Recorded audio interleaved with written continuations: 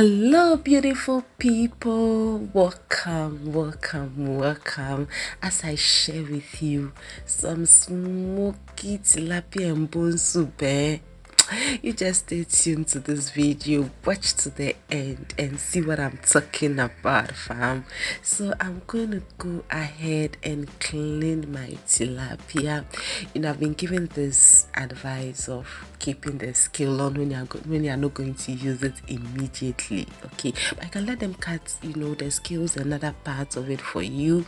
But then if you're going to keep it in the freezer for a long time, you can do it yourself. But if you're buying it fresh from the market to use it, you can let them do all this hard work for you. I was blessed with this, and this was how it came, so I had to do all the cleaning myself. So that is basically what I did. Washed it nicely, cut it into my desirable pieces or sizes, and I'm going to spice this with some smoked paprika, fennel. I have all these spices, the recipes of them on my channel.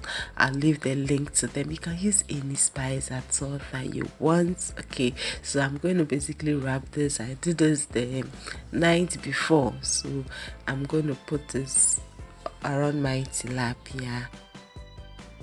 It's been a bit cold lately in Ghana, and my voice, I have cold, so kindly bear with me.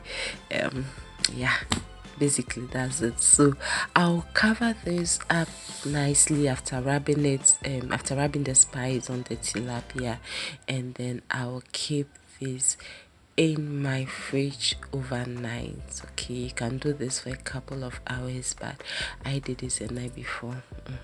So yes, now I have some tomatoes, some onions, and some shallots, and this pepper I grabbed from the market. I don't know whether it's paprika, but you can also use bell pepper for it. I'm using the green and red type, and I am going to smoke this in my oven.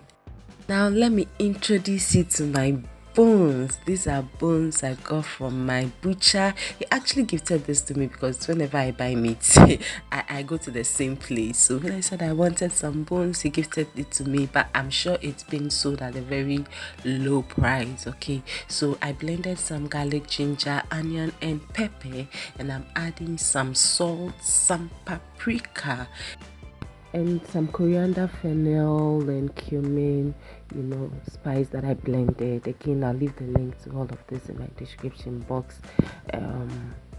Yeah, so I'm just giving this a nice day, and this is just going to add so much flavor and coraja.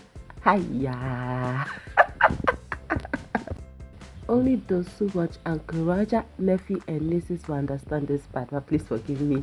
So I'm also adding some carrots to this, okay? I was contemplating whether I should smoke the carrot or I should, add it to this, but I feel like the carrot is a bit hard, so I want the carrot to steam nicely.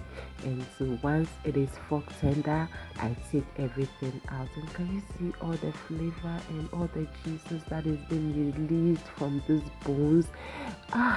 Guys, it's tilapia can break easily, and you don't want to, you should be very skillful to start your soup with the tilapia as a base. Okay, so now our vegetables have smoked nicely in the oven, just the way I want it, and then I'm going to blend this together with the carrots that I took out, and I'm just going to give it a strain. If you have a powerful blender, you can skip this process, okay? But I'm just going to strain mine, and after straining it the first time, I blended it again, and then strained it. Make sure I got the best of all those vegetables, having all of them in my soup. So I'm going to stir this nicely.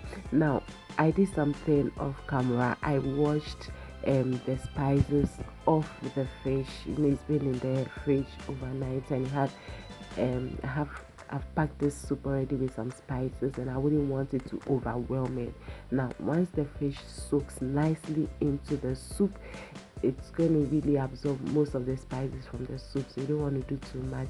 Now I'm taking out some of the bones. Okay, usually you can leave some of the bones to nibble on it, but you don't want it to also interrupt your fish. You don't want it to break your fish. The bones has done its job. Basically all we needed from that bones was the flavor, the juices and everything of it in this soup. And so basically that's it, but I like to nibble on it. Okay, now our soup is looking good, beautiful people. It's all done, as simple as that. We have moved all our stuff and cooked it, so it didn't take long to get to this point. And I added some basil. Yes, basil. And as you can see right here, our fish is so intact. It is not broken. I know that the reason why some people do not like fresh fish soup is because it's usually all over the soup, but look at this, it's so intact and nicely done. And why not, guys? If you have some tilapia soup and you're proper Ghanaian, you know what is going on now. Just look at it, shine your eye.